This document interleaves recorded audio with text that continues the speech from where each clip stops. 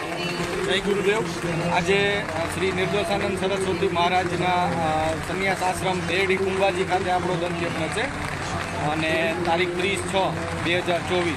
આપણી સાથે એક 2 પેશન્ટ છે એવા જેમના દાંતની કન્ડિશન બહુ ક્રિટિકલ હતી અને એમના દાંતની ટ્રીટમેન્ટ લીધી છે. હવે તમે એમનો અનુભવ કહેશે કે એમને દાંતમાં શું તકલીફ હતી અને કેવી રીતે એમના દાંતનું નિરાકરણ થયું દર્દનું. શું નામ તમારું? મારું નામ શૈલેષભાઈ, મોટા ઉજ્યા કેડી કેમ્પમાં આવેલો છું. બરોબર. સાહેબનું કામ બહુ સારું છે.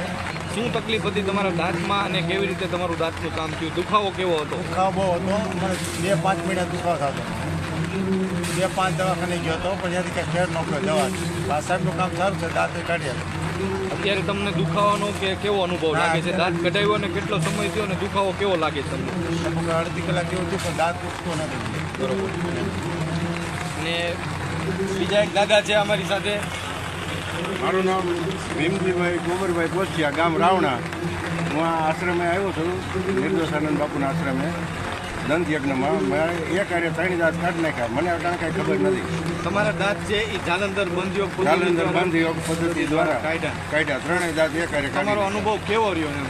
મને અત્યારે કોઈ જાતનો દુખાવો નથી. બરોબર. કેટલો સમય થયો તમારા દાંત કાઢ્યા? જનરલી 15 મિનિટ થઈ વધીને.